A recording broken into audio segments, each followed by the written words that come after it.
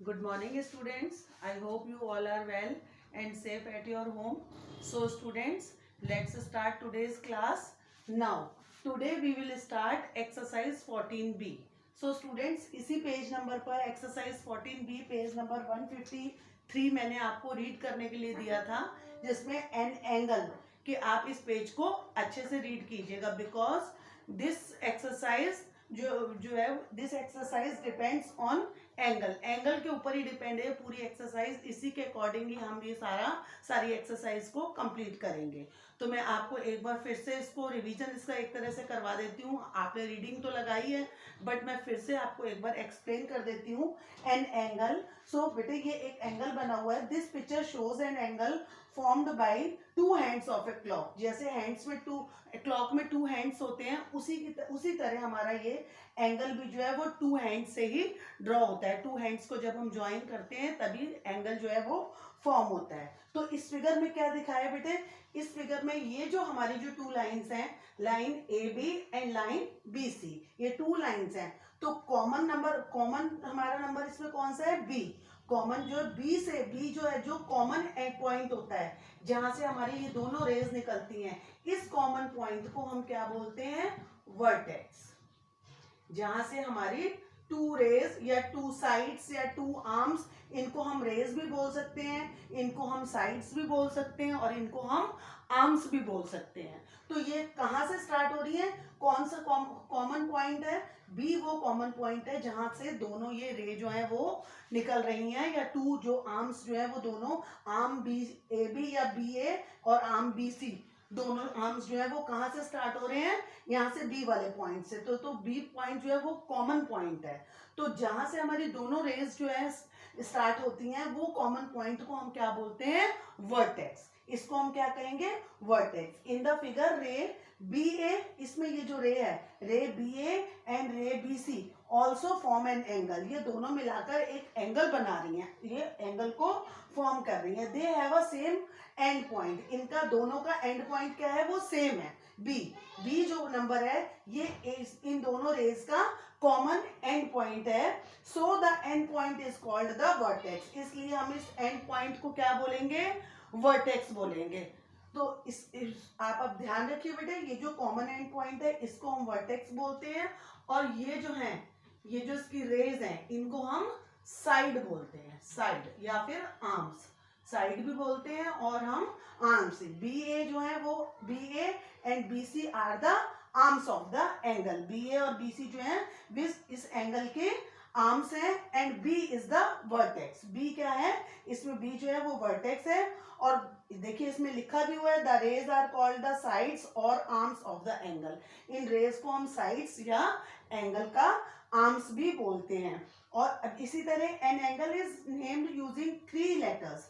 Angle का name हमेशा 3 letters से बनता है। अगर हम इसको पूछे कि इस एंगल का आप क्या नेम रखेंगे, तो हम इस एंगल को क्या बोलेंगे? Angle A B C. और बेटे ये एंगल का जो है सिंबल होता है, this is the symbol of angle. तो ये कौन सी फिगर बन रही है हमारी? Angle A B C. इस एंगल का अगर हम नेम लिखेंगे तो कैसे लिखेंगे? पहले एंगल का हम सिंबल बनाएंगे, उसके बाद लिखेंगे angle A B C. The letter naming the vertex is written in the between. जो वर्टेक्स है, हमेशा जब भी हम एंगल का नेम लिखते हैं ए बी सी, हम ए बी सी भी लिख सकते हैं, इसको सी बी ए भी लिख सकते हैं, बट जो वर्टेक्स है वो हमेशा हमारा बीच में आता है। Vertex is always comes between the name of the angle. जब हम कोई भी एंगल का नेम लिख रहे हैं, P Q R, R S T, अगर हमारे यहाँ पर ये वर्टेक्स का नेम आर है या एस है या बी है, तो हमेशा ध्यान रखिए वर्टेक्स जो है वो हमेशा बीच में आता है। इसको हम एंगल ए बी सी भी बोल सकते हैं और एंगल सी बी ए भी बोल सकते हैं, सी बी ए। देखिए आप दोनों में जो है हमारा वर्टेक्स बीच में आ रहा है। ध्यान रखिए कभी भी अगर आप एंगल का नेम लिख रहे हैं तो हमेशा ये जो हमारा जो कॉमन एंड पॉइंट होता है जहां से दोनों रेज जाती हैं, वही एंड पॉइंट हमारा वर्टेक्स होता है, और वर्टेक्स हमेशा बीच में आता है। कभी भी आप साइड में ऐसे नहीं लिख सकते बी ए सी या सी ए बी, इस तरह से नहीं लिख सकते। आप देखिए दोनों में हमारा angle A B C, angle C B A, दोनों में वर्टेक्स हमारा बीच में ही आया है। सो स्टूडेंट्स अब आप अच्छे से समझ में गए होंगे कि जो भी common end points two rays को मिलाकर ज्वाइन करके एंगल बनाता है दैट उसी को हम एंगल बोलते हैं। कभी भी आप अगर ये टू लाइन जा रही है दिस इज नॉट एंगल, इनको हम एंगल नहीं कहेंगे। वो जब वो लाइन ज्वाइन हो रहे हैं और उनका एक कोई कॉमन एंड पॉइंट आ रहा है जहां से वो दोनों रेज निकल रही हैं तभी वहां पर हमारा एंगल फॉर्म होगा, अदरवाइज वो एंगल नहीं कहलाएगा। So students, the angle given in the name is ABC of angle और एंगल CBA। इस एंगल का नाम हम ABC और CBA भी मतलब दोनों नाम हम बोल सकते हैं इसके। और सिंबल मैंने आपको बता ही दिया है कि एंगल का हमेशा सिंबल पहले आप बनाएंगे, उसके बाद में उसका नेम लिखेंगे। आपने 153 पेज में यही सारा रीड किया होगा। So students, let's start exercise 14B। So students, write down question number 1 of exercise 14B. Question number 1 is, आप न्यू पेज से स्टार्ट करेंगे बेटे इस एक्सरसाइज को।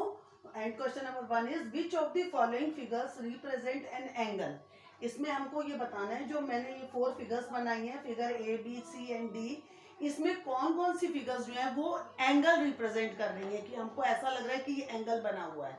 अगर वो रिप्रेजेंट कर रही है एंगल तो आप उसके नीचे यस लिखेंगे, और अगर वो एंगल रिप्रेजेंट नहीं कर रही है तो आप उसके नीचे नो लिखेंगे। अब ये देखिए एंड फिगर नंबर A देखिए बेटे, ये देखिए ये टू रेज जो है इनका ये कॉमन एंड पॉइंट है। सपोज अब ये जो common and point is vertex, common and point जो है वो हमारा क्या है, इसमें ये वाला है, तो इसका मतलब ये हमारा एंगल शो हो रहा है। तो इसमें हम क्या नीचे लिखेंगे, यस। इसका आंसर आएगा यस, कि यहाँ पर एंगल रिप्रेजेंट हो रहा है। इसी तरह ये भी इसी तरह ही एंगल बना है, बस ओनली डायरेक्शन में चेंज है। यहाँ पर भी देखिए ये कॉमन एंड पॉइंट है जहां से ये टू रेज निकल रही हैं, तो ये भी एंगल रिप्रेजेंट कर रहा है, तो इसके लिए भी हम यस लिखेंगे। अब ये देखिए ये दोनों लाइंस जो है हमारी अलग अलग है, ये बिल्कुल यहाँ पर ज्वाइन नहीं हो रही, ना इनका कोई कॉमन एंड पॉइंट है, तो ये एंगल नहीं शो कर रही है, नहीं रिप्रेजेंट कर रही, तो हम यहाँ पर लिखेंगे no.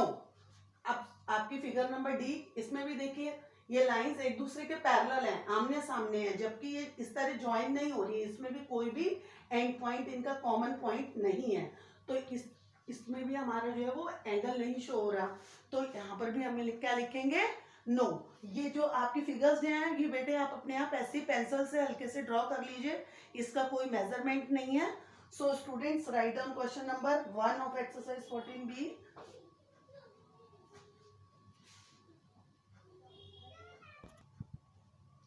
So students, write down question number 2.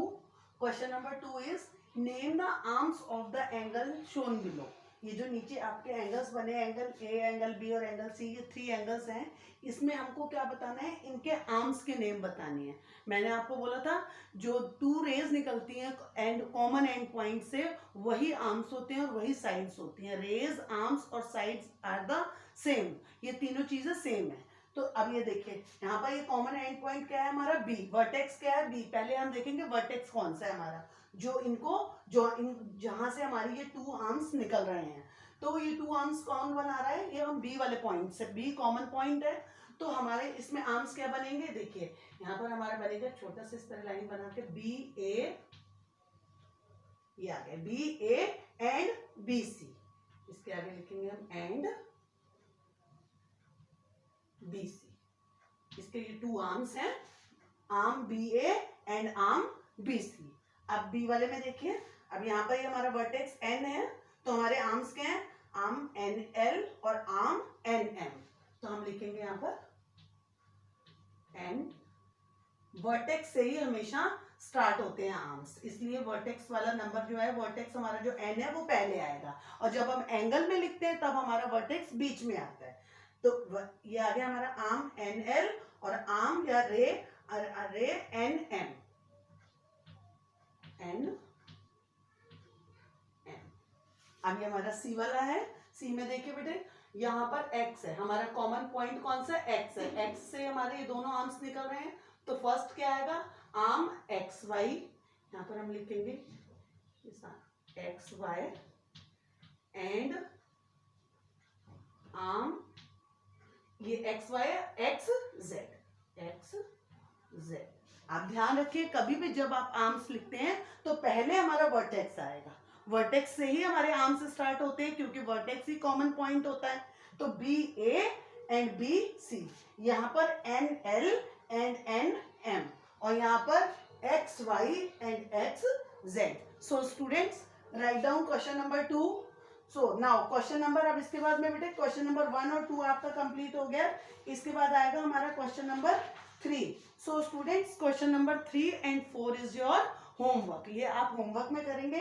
Question number 3 है how many angles are formed in each of the following given figures. ये जो फिगर्स दे रही हैं, दिखी है आपको, दिख रही हैं, इसमें आपको ये बताना है कि इसमें कितने एंगल्स आपके बन रहे हैं।